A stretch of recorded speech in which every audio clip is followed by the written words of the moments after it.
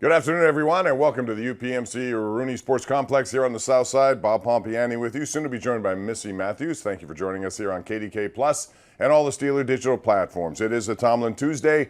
Mike Tomlin and his weekly press conference coming off a really bad performance last week down in Texas, losing 30-6, but a chance to rebound against an AFC North rival and really one of the best rivalries in football as the Ravens come to town to take on the Steelers Sunday at Acrisure Stadium, and really on the line, despite all of the stuff that happened last week.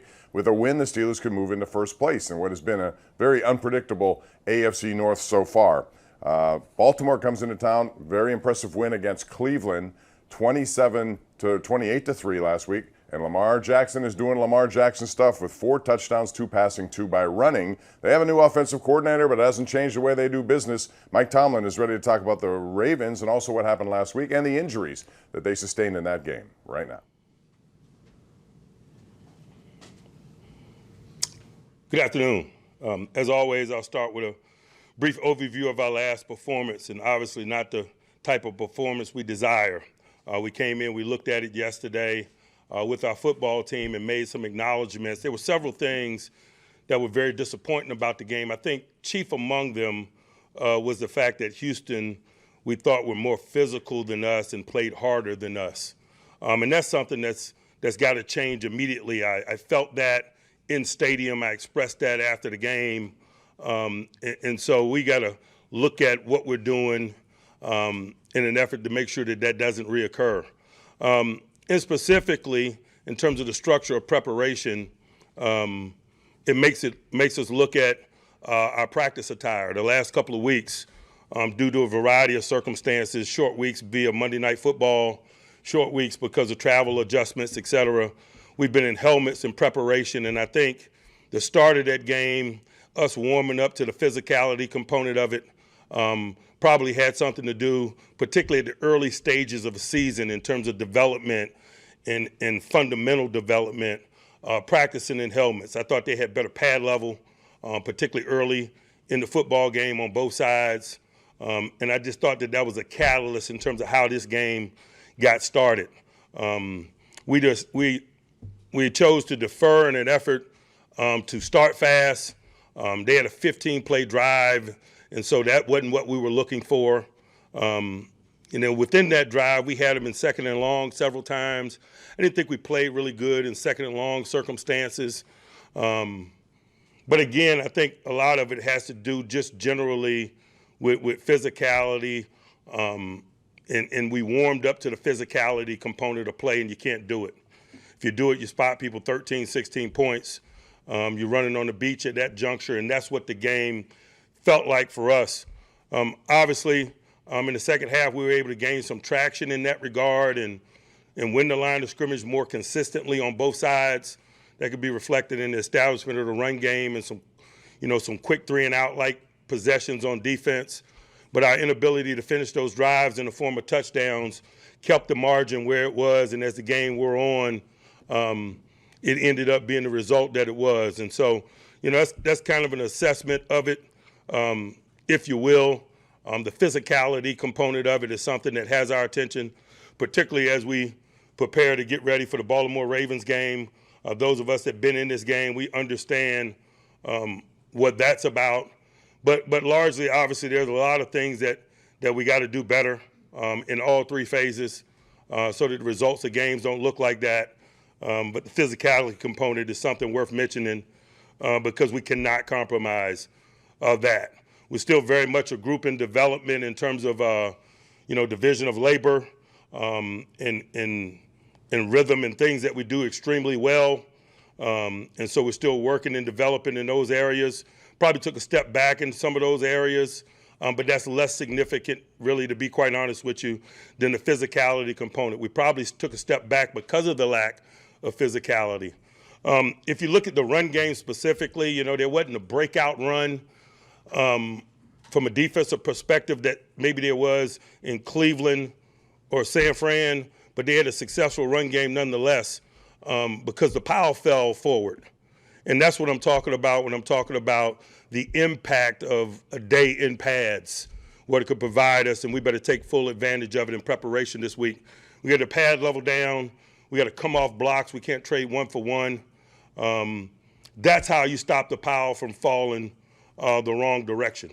You play with really good pad level. You come off blocks, and those things can be born out of muscle memory through team preparation, particularly at the early stages in the year. And we did that knowingly, uncomfortable about wearing helmets at the early portions of the year, but you balance that decision-making with availability in short weeks, and that's just the balance of decision-making that comes with working a prepared group. It's not exclusive to us. It's what everybody does. And so we're excited about a normal week, if you will, from a prep standpoint. We better utilize it. We better carry our pads tomorrow, and we better make good use of that, particularly because of who we're playing. From a health standpoint, I want to update you guys with Kenny. He's got what can be described as a bone bruise. He's scheduled to participate in some level of participation tomorrow and then proceed from there. Obviously, his functionality and comfort being the guide tomorrow. The more functional and more comfortable he is, the more work he'll get. And then as we push forward toward the game, the quality of his work will be a determining factor on his availability. Quarterback is no different than any other position, man. Young players, they need the in-helmet perspective on preparation. He knows and understands that. He's prepared to practice tomorrow. Again, we'll let tomorrow be our guide in terms of how we move forward with that understanding. Dan Moore has a knee sprain. He'll be out this week. Frymouth has got a hamstring. He'll be very doubtful this week. DeMarvin Leal is in the concussion protocol. We'll let the protocol be our guide. Presley, again, is dealing with the hamstring. We'll take a look at him at the latter part of the week and make a determination moving forward from there. James Daniels, just saw him in the training room. He's looking much better with his groin injury. He'll probably participate at some level, and we'll let the amount of that participation and the quality of that participation be our guide in terms of his game day availability. Now let's talk about Baltimore. We know them, they know us. The waters run deep, we understand that. But let's talk specifically about how they're functioning right now and the things that have our attention, starting first with their offense. Obviously, they got a new coordinator, but the thing that really jumps off at you remains the same, and you better be willing to do what's required to minimize Lamar and his impact on the game, and it shows up all over, obviously.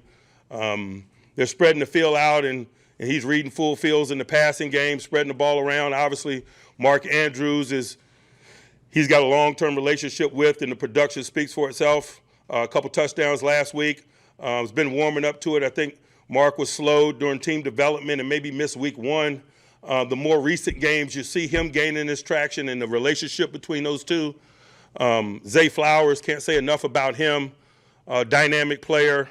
Not surprised that he's having the type of success that he's having. I personally have seen a lot of him. His tangible talents are one thing, and those are obvious.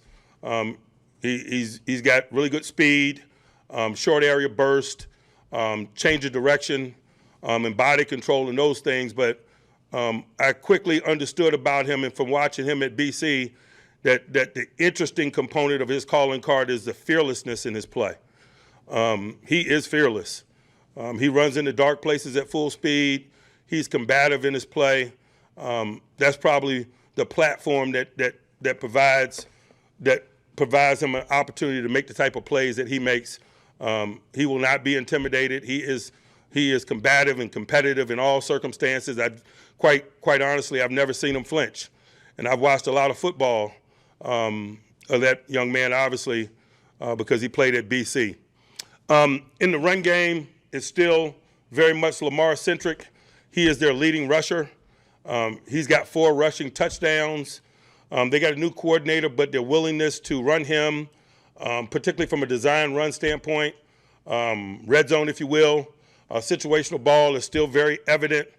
His ability to extend plays and create with his legs, whether he chooses to throw it as passing plays get extended, or he chooses to run downhill at you. A lot of what goes on is about Lamar Jackson, and we better focus our energies there. He's very difficult to duplicate in preparation because obviously you don't have a lot of quarterbacks on your roster with arm talent and movement abilities like that. But we'll do what we've always done. If it means, putting a wide out back there from time to time in certain situations to reflect his run talents and a quarterback to reflect his pass talents, we better be thoughtful and intentional about how we're preparing to stop him. And given our recent circumstances in terms of our inability to minimize the run and lessen its impact on the game, we better be ready to deal with their run game in totality. They got a committee of backs, but it does not speak to a lack of commitment in the run game. Justice Hill, Gus, Melvin Gordon, it doesn't matter, man. They can throw a lot of people at you. You better be really solid in terms of being gap sound in the run game. They make that stressful by the design quarterback component of their run game in terms of play fakes. You got to be good on the perimeter. They fake jets, they hand jets, they fake keeps, Lamar keeps. And so sometimes that minimizes your ability to get as many hats as you would like to the run game, but they do so thoughtfully and intentionally. And so they create space in them circumstances. And particularly when you talk about a quarterback like Lamar, his running abilities and their schematic approach to his running abilities, it creates space in a lot of areas. If we're going to have a successful day, we got to be good in space. We got to be good in space in one-on-one circumstances and coverage. We got to be good in space as tacklers because we got quarterback mobility and those schematics. That's exactly what it creates. Coupled with their jet sweep game and the QB read component of it, it thins out defenses. It minimizes your ability to pursue to the ball in large numbers, and thus it puts a premium on space play one-on-one wise and on space tackling one-on-one wise. So we got to have a good week in that regard. On the offensive side of the ball, the myriad of pressure packages that they present is a concern. If you look at the Indy game, particularly because Indy has some quarterback kind of instability or whatever in preparation, you see their willingness to get after the quarterback in some of their pressure packages. Obviously, we've seen a lot of it over the years, but that doesn't provide comfort. And we better have an edge about us in terms of identification and being really solid there. But that's just a component of it because they do a really good job of being multiple in their pressure postures. You can get traditional four-man rush. You can get bogus four-man rush. You can get five-man rush that allows a safety to be in the middle of the field. You can get zeros where they all-out pressure you. And they do a good job of mixing all of the above.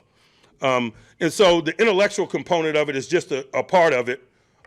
We better be really good once we've handled the intellectual component of it at physically winning the matchup component of it. And if you're trying to do that, you start with talking about these linebackers. Roquan Smith and Patrick Queen, man, is a dynamic duo. They are. They're all situational guys. Man, you could put 5 wideouts on the field. I would imagine that those 2 guys are still going to be on the field, and I think that just speaks to how significant they are. In run circumstances and pass circumstances, whether it's in coverage or as blitzers, man, they are impactful. We got to work our tails off to get hats on those guys at all times, understanding that they're still going to make a play or two, or they're going to make their plays. They defeat blocks and get where they're going. Those guys are the catalyst for that unit. And so we got to be really good there. Really respect Kyle Hamilton's development. Saw his versatility a year ago. They got short at corner. He played nickel and played it very well, good around the line of scrimmage in terms of his blitzing and run tackling and his ability to cover receivers as a slot corner. Obviously, he's a safety by trade, and he moved to safety at the start of this season, but they've had some injuries and so forth, and he's played safety and nickel, and you see his talents in both places. He's good in the middle of the field. He's good as a blitzer. He's good in coverage.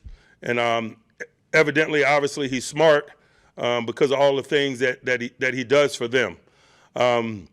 They play a lot of people up front. They do. The acquisition of Van Noy is an example of it. They're never going to run out of bodies. You better be ready to deal with a lot of folks in a myriad of fronts and things, schematic things that they do in an effort to create confusion. We turned an A-gap player free about the 5th play of the game, the first time we saw him last year. He came through, he got a hit on Kenny, and eventually got Kenny out of the game because of that play. And so there's a history there, but we don't need a history to have our attention. We're familiar with Baltimore and their willingness to apply pressure in the myriad of ways in which they do it. McDonald was relatively new to them from a coordinator perspective, but he's of that tree. He worked with those guys in Baltimore before, Wink, Rex, historically. There's certain things schematically that's Baltimore, and this regardless of, present day things and players and coaches. Baltimore is going to value second level linebacker play. I spoke of this tandem, but really it's probably the 3rd generation of high quality second level linebacker play. Years ago it was Ray Lewis and company, and then it was C.J. Mosley and company, and there's Roquan Smith and Patrick Queen and company. And so there's some things that are Baltimore, just like there's some things that are Pittsburgh, and I think that's one of the things that makes this rivalry what it is, and why the games always unfold in the manner in which they unfold, usually in terms of them being tough and competitive and close and entertaining. And so with all those things being said, man, we're working with an edge as we prepare today. I'll pause and open it up for questions. Mike, how will you handle the practice with your quarterbacks? Will Kenny get off it, or will you get Mitch ready just in case? We'll have a brief meeting tomorrow in the morning at some point before we get on the field to kind of just see where our baseline is and kind of proceed from there. But I'll ask him not to be selfish. I want to get an exposure to where he is without robbing the other guys potentially of preparation. And then as we get into it, his functionality, the quality of his play, how he feels will be a determining factor, not only tomorrow, but how we proceed throughout the week, the remainder of the week. Mike, you mentioned after the game changes are coming. What are those changes? I was talking about the physicality component or the lack thereof, and it didn't take long for me to realize practice attire early in the year, but also, some matchup-related things, man. We're open to dividing the labor up more finely in an effort to get better play, to put people in circumstances that are advantageous to their skill set without being too specific and getting into game plan related things. We're open to doing whatever's required to highlight the skill sets of people based on what we have seen to this point in the journey. When you evaluate the tape from the game and you look at the coaching job, just how do you especially evaluate the coaching job that was done on the offensive side of the ball? Man, not good enough. Not good enough. Whenever we don't play well, forget win or lose, whenever we don't play well, as a coach, man, you start there.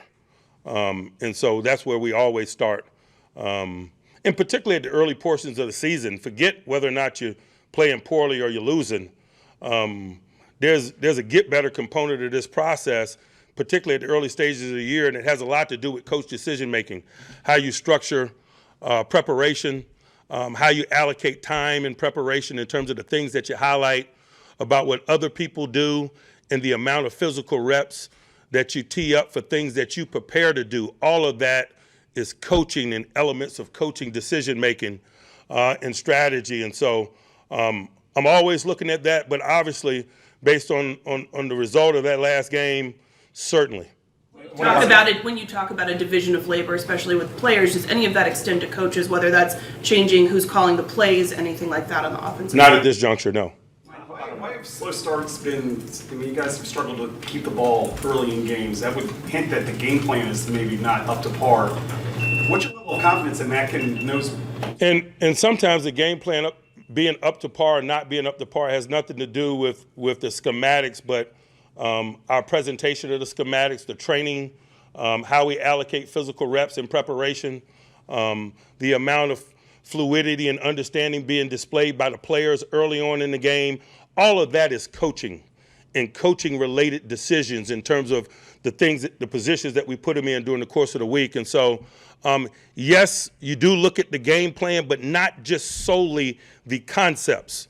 How many times we rep the concepts, what looks we provide, the realistic component of it, the division of labor within the concepts. And so there's a lot to that, but obviously that's something that's being looked at and being looked at very hard given the trajectory of the starts, as you mentioned. Mike, how do you juggle short weeks, West Coast trips, plane issues versus trying to, how you practice? Just as I mentioned, man, you make decisions and you don't look back, but you're also willing to evaluate and learn throughout the process. And so, we talked openly in the last couple of weeks about the risk of practicing in the manner in which we were practicing.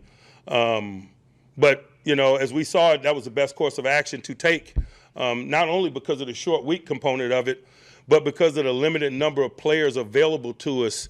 And we wanted to have an inclusive mentality so that we could have more people involved in the in-helmet perspective on preparation. And when you practice in helmets, when people are limited, you're more inclusive. When you practice in full pads and people are limited, you're essentially excluding them.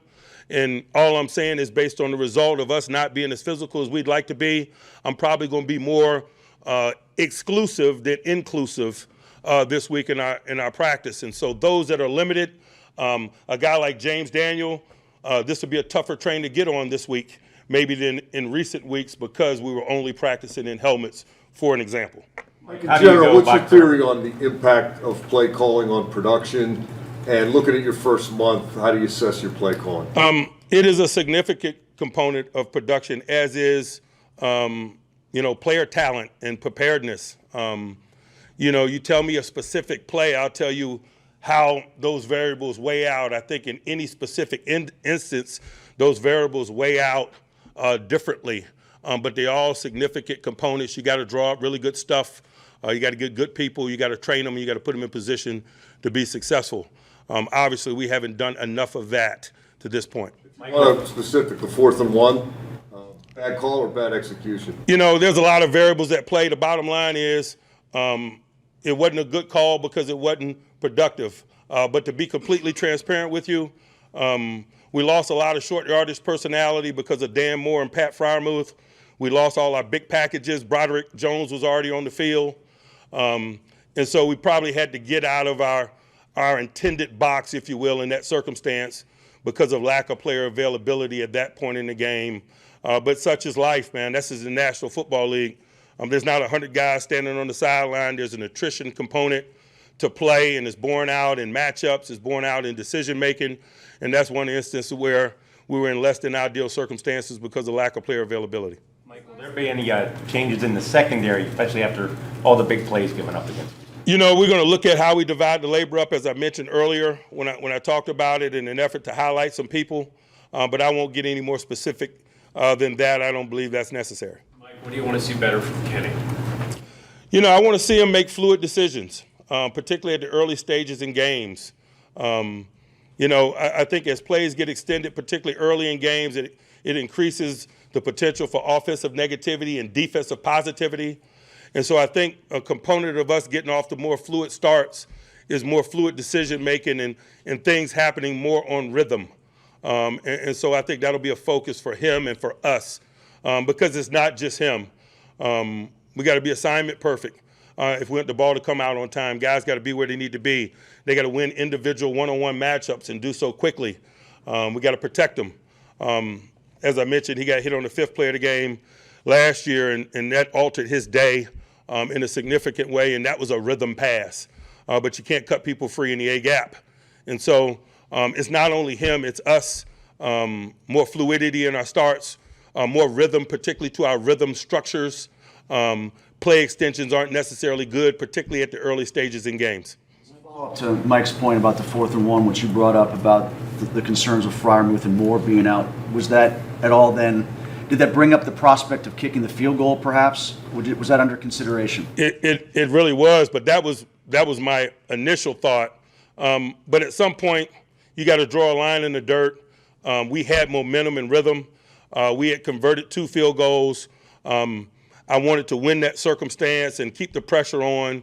And obviously, when the play wasn't successful, it negated whatever rhythm that we had established. And it really was a significant play in terms of the trajectory of the game. Obviously, had I known that the play was going to be unsuccessful, I'd have sent Boz out there, but I don't get do-overs.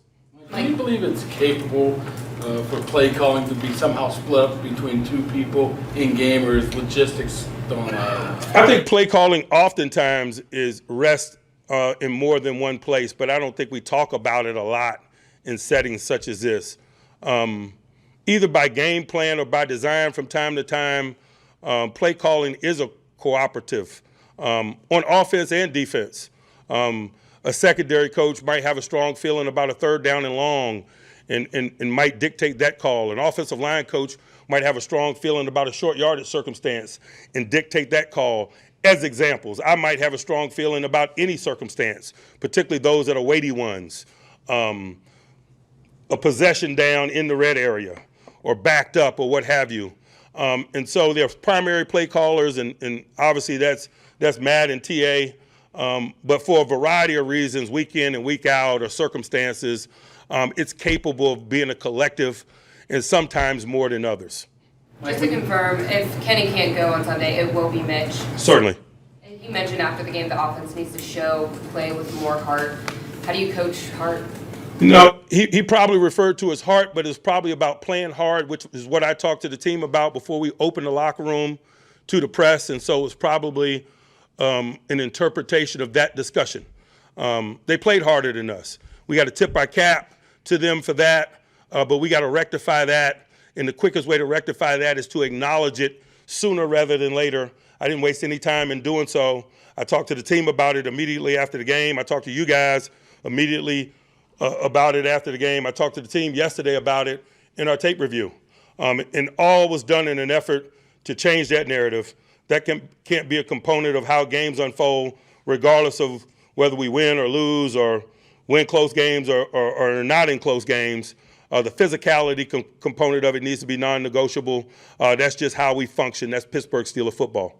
Mike, when you talk about the fluid decision-making you need to see from Kenny, how much of that is his pocket management and avoiding some of the pressure and the sacks that he was taking? You know, sometimes the pressure is born out of not making fluid decisions. And so that's just a component of it.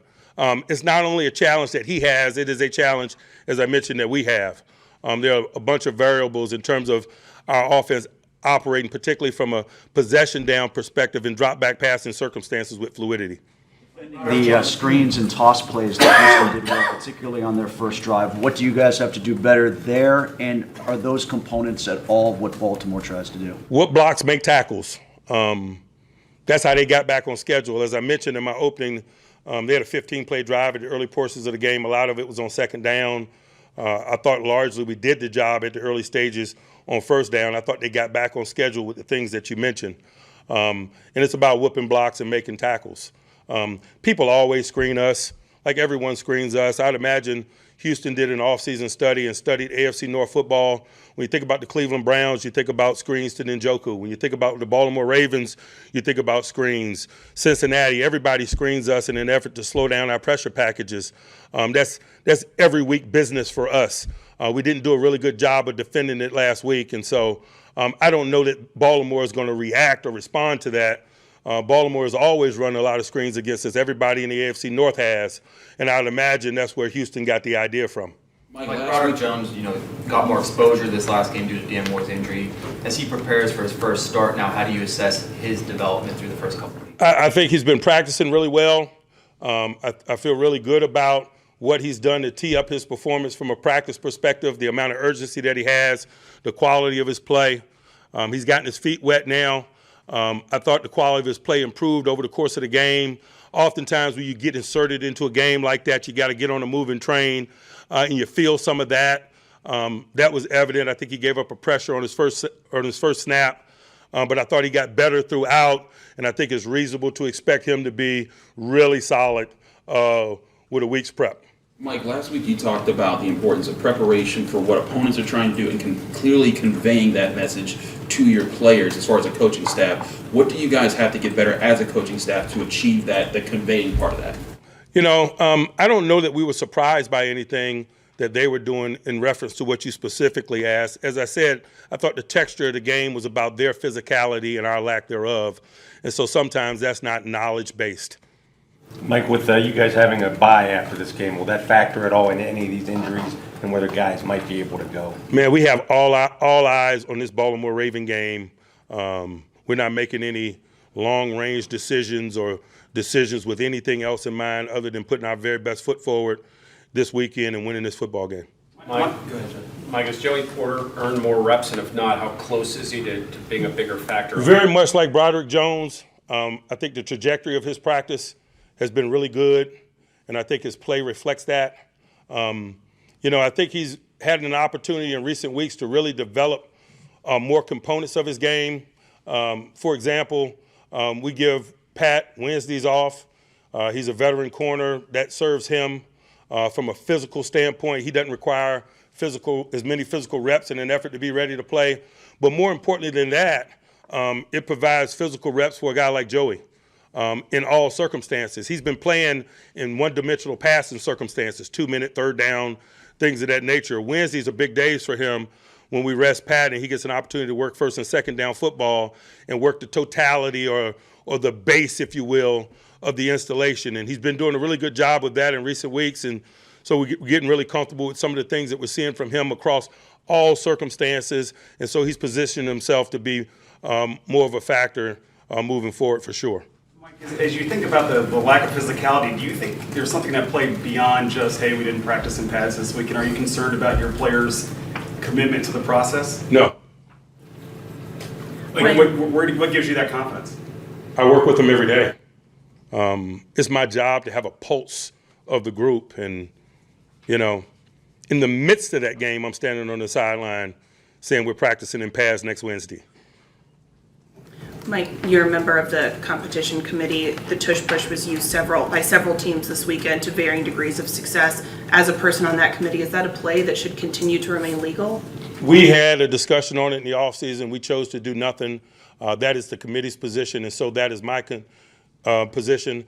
And so my position will not change based on what's transpiring during the course of weeks. We're not going to go making changes midstream in the middle of the season. We've established our position on that. And so that's where we are. Mike, of your rookies, it seems like Keanu Benton has gotten probably the most, experience so far. How have you graded his progress compared to that of the others? He's doing really well, but again, like in a lot of circumstances, oftentimes a rookie's opportunities are not born out of what it is they do, or more about what's going on around him. And with Cam Hayward being out since week one, that's provided more of a platform for him than others. And I think he's done a really good job with it. He's getting better with each outing, and I think it's reasonable to expect that to continue. Mike, you guys have had as much success against Lamar Jackson as really anyone has. How much do you feel like that has been about defending the player versus the scheme, and how much do you expect that to change? Man, we got talented quarterbacks in our division. The hair stands up on the back of our neck when we prepare for these division quarterbacks, all of them. We have plans catered toward all of them individually. We have to. We better be a thorn in their side. They're all so talented. They're all such central components of what their outfits do. And so it's nothing new there. I just think that is football in Pittsburgh from a defensive perspective when you're in today's AFC North facing guys like Lamar and Joe Burrow and Deshaun Watson. Anyone else? All right. Thanks, guys. All right, that's Mike Tomlin. Press conference today. He used the word physicality quite a bit, Missy. That was one of the things, also the injuries. They suffered a lot of injuries in that game against Houston last week, and at least bright spots on some fronts, like Kenny Pickett. Yeah, for Kenny Pickett, Coach Tomlin confirming he has a bone bruise, said he will practice tomorrow. They're going to watch him throughout the week to determine if he's good to go against the Ravens on Sunday. Mitch Trubisky would be the backup, but we know Dan Moore Jr. is out. He's dealing with a knee sprain. Pat Freiermuth with the hamstring, he's doubtful. And DeMarvin Leal remains in concussion protocol. Presley Harvin and James Daniel, who did not play in Houston, potentially will see them this week. Yeah, it looks better for James Daniels the way he talked, but Presley Harvin, that's a tough situation for a guy who uses his leg, and that hamstring issue may linger. We'll talk more about that, specifically Kenny Pickett, and what the plan is this week for the Baltimore Ravens. It's all coming up right here as we continue with a Tomlin Tuesday on KDK Plus and the Steeler digital platforms.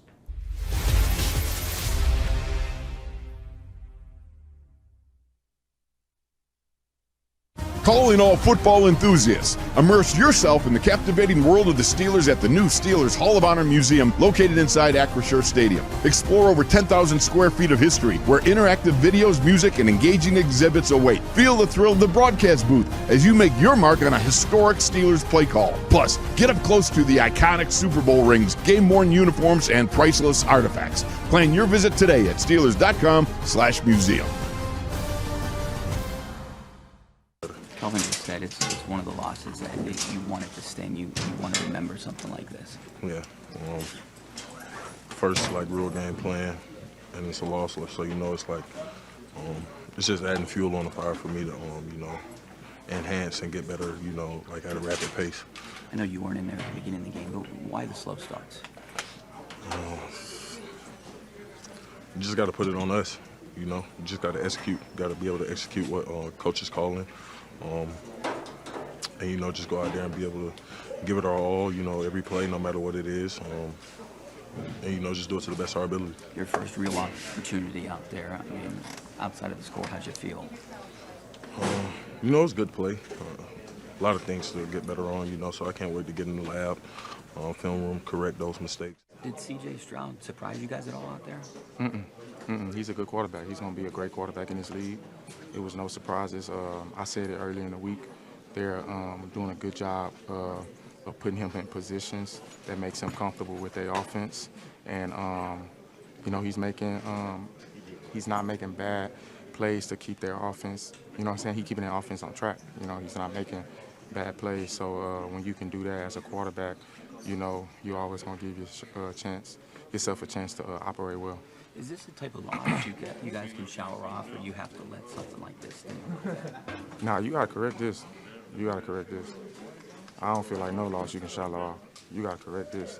It's too early. But the thing about it is early in the season, and we just got to, like I say, we got to look all 11 in the eye come Monday, tomorrow. We got to watch this film and really look at it, and take the coaching, and stuff like that, and get better. Boy,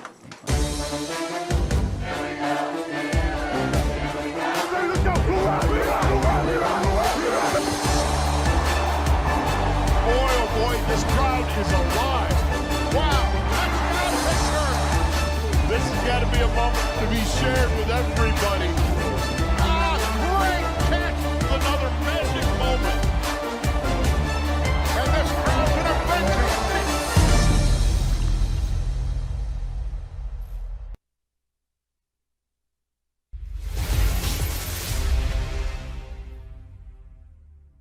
He's got what can be described as a bone bruise. He's scheduled to participate in some level of participation tomorrow and then proceed from there. Obviously, his functionality and comfort being the guide tomorrow. The more functional and more comfortable he is, the more work he'll get. And then as we push forward toward the game, the quality of his work will be a determining factor on his availability. Mike Tomlin talking about the injury to Kenny Pickett, a far better outcome than I think most people thought at the time of the injury, because he looked like he could hardly walk, and you're fearing it could be one of the L's, the MCL, the ACL, the PCL, or all the L's. Unfortunately, or fortunately I should say, it was none of those. It's a bone bruise, which can be difficult to play through. So I think that's what's the prudent way to look at this. He will practice, and I guess they'll make a decision as the week goes on. And they're in a normal week compared to the past 2 weeks with a Monday night game and then the debacle of getting back from Las Vegas. And they are going to be in pads tomorrow. Coach Tomlin said that the lack of physicality he saw in Houston was something that even on the sideline during the game, he told himself, we're practicing in pads on Wednesday, something they haven't done in the early portions of the season. So it will be interesting to see how they divvy up the reps. You want to get Kenny Pickett ready if he's able to go, but then if not, Mitch Trubisky also needs to be ready as well. So it'll be interesting to see the designation of, limited, full, or whatever over the next 3 days before the status report comes out on Friday. The one thing that potentially could play in their favor is the fact they have a bye week next week, Missy. So if you really have doubts about the health of Kenny Pickett or whether or not, I would imagine a prudent move is not to play him this week and give him 2 full weeks in advance of the game against the Rams. Coach Tomlin, though, was asked about that, and it was in general about, because they are dealing with a number of injuries specifically on offense, that he is only looking at the Baltimore Ravens game and not, making decisions based on long-term things. I do agree, though, it is your quarterback. So it will be interesting to see how they handle it, what Kenny is able to do, and what he looks like in terms of the decisions that have to be made by Friday. Mike Tomlin also was asked about Kenny Pickett's performance, talked about fluid decisions, making more of them. At times I thought he, again, exited the pocket a little too soon, and it could have been the case on the 4th and 1 call, which everyone's talking about, putting him in a shotgun, and Tomlin explained what the logics were going into that one, but man, he just kind of rolled right into the pressure. Broderick Jones seemed to have his guy okay, but at the same time, he ran into it, and the play just absolutely blew up. Yeah, bad in a lot of ways. And Coach Tomlin said he did not like the call because it did not work, but explaining further, like you said, the big personnel not having Pat Freiermuth, not having Dan Moore, so Broderick Jones can't be an eligible receiver to help, but you knew those guys weren't there, and I do think, something with Kenny, we saw steps forward in Las Vegas, and then it just felt like not just Kenny, the offense as a whole was not on the same page again in this game in Houston. Yeah, it did not start the right way. They deferred. They put the onus on the defense, and Houston goes right down and scores, and then the Steelers had problems after that. Here's Mike Tomlin more talking about the strategy with Kenny Pickett. I want to see him make fluid decisions, particularly at the early stages in games. I think as plays get extended, particularly early in games, it increases the potential for offensive negativity and defensive positivity. And so I think a component of us getting off to more fluid starts is more fluid decision making and things happening more on rhythm. A lot of that has to do with play calling. Mike Tomlin was asked about play calling and no changes. A lot of people thought maybe there could be a change there, but that's not going to happen, at least not this week. So we'll see what happens in this game. It's a big one coming up against the Ravens. We'll break down the Ravens, talk about Lamar Jackson, who's off to a very good start, and he did something last week that he didn't even do in his MVP season. That and more as we continue right here from the UPMC Rooney Sports Complex.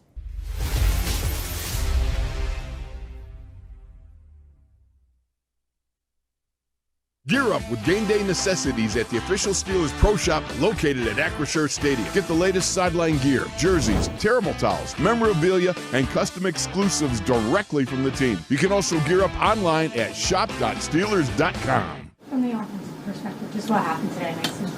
Yeah, we have these spurts where we look good, and we're not doing it soon enough in games. We're not functioning efficiently. I think we're waiting on splash plays, and when we don't get them, we're not converting third downs, and it's just inefficient, bad ball. When Kenny goes down and Mitch has to step up, do you have any conversations with Mitch before that first time? No. I mean, usually just take a couple of snaps, hear his cadence because they're always just a little different. But no, we know what Mitch can do, and we got trust in Mitch whenever he's got to go in. You had a chance to talk to Kenny or get any sort of update from him at all since he went out? Yeah, I talked to him, but he's a little banged up, and we'll see what happens from here. Mason, when you guys come out in the second half the way you did, and Najee has those big runs, instead of looking at the stuff that doesn't work, what was it that did work? What can you guys be doing to get to that point? Yeah, I think there's times where we run the ball really well, and then one bad or negative run will scare us away from it, and we're behind the chains, and we're trying to catch up, and you get in bad situations. So we just have to be more consistent across the board. We're just not good enough consistently, and it's killing us right now. Specifically protection-wise, 3 sacks, and the Texans only had 4 coming in. What were they? Did they do anything that caught you guys off guard? What kind of take me through? No. I mean, it was one was a 4th and 1. Kenny was trying to make a play. One was a naked boot that they just got us on. Not surprising. Didn't do anything surprising. We just in bad situations, and teams can tee off and get after the passer. You guys are lacking production. What are the conversations like on the sidelines? Yeah, I mean, we're always trying to figure it out, right? There hasn't been panic. We know how good we can be, but it's just for whatever reason we're starting slow. We're not functioning efficiently. We're not doing it consistently well enough. And then we have spurts in the second half where we're running the ball really well. We're moving the ball down the field, and we stall in the red zone. So again, just not good enough. Experience the legacy of the Steelers like never before. Step into the Steelers Hall of Honor Museum at Acrisure Stadium. Explore over 10,000 square feet of Steelers history, rare artifacts, and interactive exhibits. Plan your visit today at Steelers.com/museum.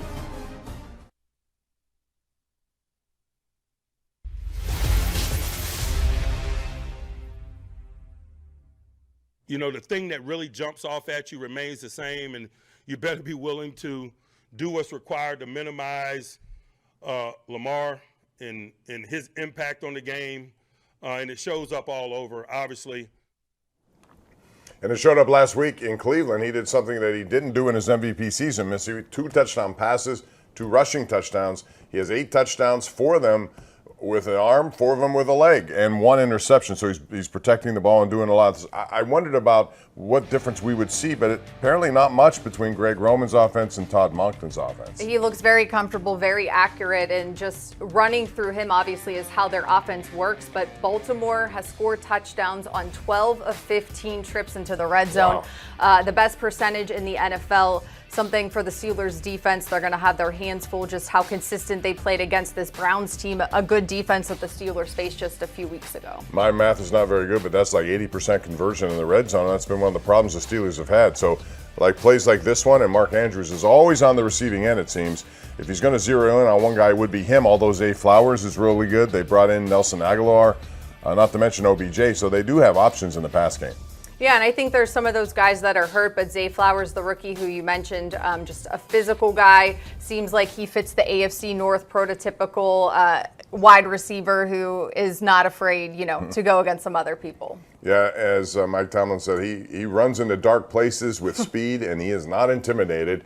We'll see if that can change on Sunday when the Steelers defense goes to work. They're going to have to come up with a big game plan against the Ravens, who right now are 3-1. We'll talk more as we continue right here on the Mike Tomlin press conference, KDKA Plus, and Steeler Digital platforms.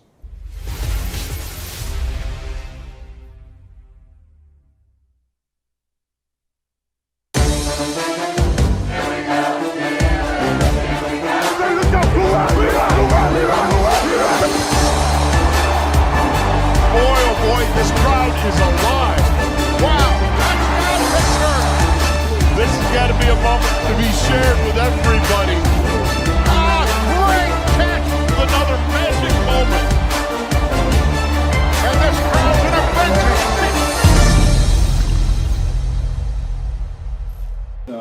How were they able to run the ball so effectively and consistently like they did? We were out of gaps. We didn't tackle in the backfield, and that combination leads to what you saw out there today. TJ, you guys were so good at that last week, they're not so good this week. Why do you think it's such a difference for you? I don't know. We'll have to go back, watch the film, and see where the shortfallings were. And I personally didn't play well at all today, so I'm sure that's part of it. And I think we just, have to look at the film and make adjustments and move forward. Anything unusual that they might have done up front to keep you guys off the stride? I don't know. I think every single week you're going to see different type of things. I think I don't want to take any credit away from him. I think he played a great game. Was getting the ball out quick.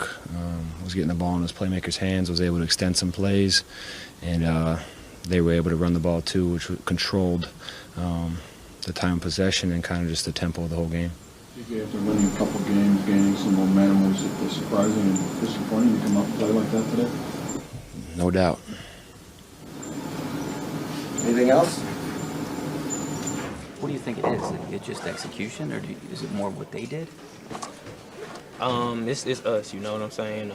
We knew the game plan coming in and what they were going to present and, force us to get on long drives. And we just didn't, execute enough to put those long drives together, So we just got to go right back to work and look at, the film and see what we missed, and probably going to be, little details on each play. Kelvin, how frustrating has this been? I mean, anytime you lose, it's frustrating because you put in so much work throughout the week. So it's always frustrating when you lose. But, we just going to go right back to the drawing board and get right back to work. Want to get gear direct from the team? Shop all things black and gold at the official Steelers Pro Shop located at Acrisure Stadium.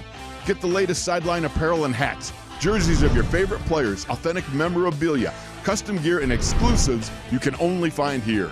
Don't forget, you aren't game day ready without a terrible towel. The Steelers Pro Shop has everything you need to be part of the legendary Steelers Nation. Come experience the Acrisure Stadium shopping environment or shop online at shop.steelers.com.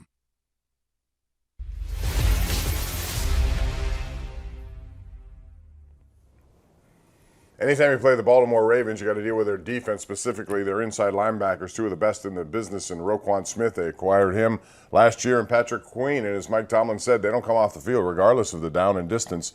And it makes you wonder how the Steelers want to try to attack it, go against it, and they have to come up with a game plan that's going to work in the middle of the field.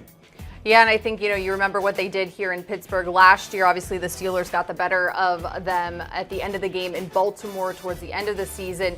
But they are two of those guys that have those high motors, who play physical, who are not afraid to hit. And it is going to be something where the Steelers' offensive line has to play well together as a unit to protect Kenny Pickett if he goes on Sunday, knowing that he was just coming off of this bone bruise injury. Now, they did not play Deshaun Watson. They played their backup, but still, we know what that means in terms of AFC North football. There is a chance, though, they're going to get some reinforcements in terms of Marcus Williams. He practiced last week. He could play this week, and also Marlon Humphrey. Coach Harbaugh said yesterday during his press conference, it's a possibility it could be this week or next week. So for the Steelers, you don't want it to be this week, but they could be adding some more of their defensive guys back. And another guy who has stepped up is Kyle Hamilton, their pick last year, and he's really turned out to be a playmaker back there in the safety position, and they put him in the slot at times. He's a guy the Steelers are going to have to watch too.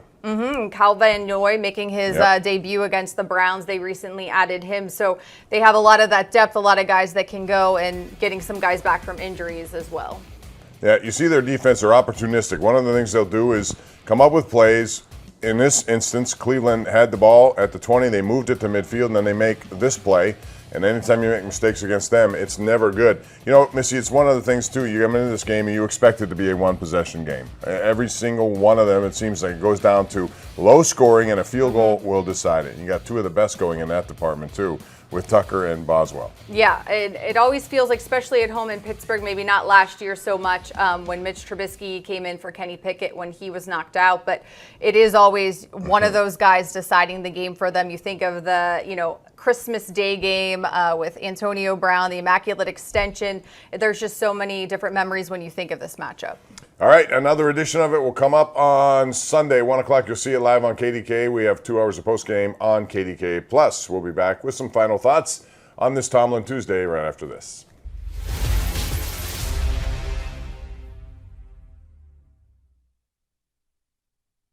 Experience the legacy of the Steelers like never before. Step into the Steelers Hall of Honor Museum at Acrisure Stadium. Explore over 10,000 square feet of Steelers history, rare artifacts, and interactive exhibits. Plan your visit today at steelers.com/museum. If you're in a position where you have to start next week, how comfortable do you feel, given your familiarity with the offense and your experience last year? I feel comfortable. That's why they brought me back here, to be ready to go in at any moment, notice. And we just got to have a good week of practice. Whatever happens, happens, and be ready to roll. But we got to learn from this one and just look in the mirror and get ready to go. How tough of a situation is that for the offense as a whole to have Kenny go down in the third quarter when things, kind of starting to pick up offensive momentum? It's tough. It kind of kills your morale a little bit when your quarterback goes down, so you never want to see that. But we got to pick them up, and everyone's got to pull together, and we got to find a way to fight this week. It looks like you guys were making a little bit of a push, too. You got a couple field goals. You get the first down there, maybe things are different. Yeah, we had some opportunities. Felt like the game was closer than what it ended up being, but obviously not enough at the end. So tough situation to come into, but we got to finish strong and, like I said, learn from it, flush it, and get back to work for this next week. What's the biggest issue for this offense right now as you look at it? It's hard to see. It's hard to say. It's a multitude of things. Number one thing, whatever play comes in, you got to execute it. All 11 guys got to be on the same page. For me, what I've been seeing from the sidelines is we got to stay ahead of the chains, stay out of those third and long situations. And when you get in the red zone, score. It all sounds pretty obvious, but it's easier said than done. So we just got to go out there, execute, all 11 guys on the same page, and just got to show some more heart. I think more heart will help this offense. What kind of characterize the mood of the offense after that game? The mood right now is we lost. It sucks. Nobody's feeling good about ourselves right now. But it's professional football. You got to learn from it. strap your boots back up and go back to work this week. So this is a resilient group. We didn't finish the game how we wanted, but I believe in this group to pull together and do some better things next week. Have you been able to talk to Kenny at all since he came? We spoke briefly. So we're not sure what it is. So just continue to stay in contact and make sure we continue to pick him up because it's a frustrating situation. It sucks. Mitch, from what you saw before you got in there, what wasn't working? What were the struggles, the problems today? Like I said, just getting behind the sticks too early. We got the run game going, but a little too late at the end. So we got to start games faster. We got to stay ahead of the chains, try to stay out of those third and long situations, and come away with some touchdowns. When the defense like that is fundamentally sound, they're just keeping everything in front. Sometimes you got to dink and dunk to move the ball up the field, and you got to execute better than they are. So I thought they did a great job. Obviously, well coached on defense over there. Gear up with game day necessities at the official Steelers Pro Shop located at Acrisure Stadium. Get the latest sideline gear, jerseys, terrible towels, memorabilia, and custom exclusives directly from the team. You can also gear up online at shop.steelers.com.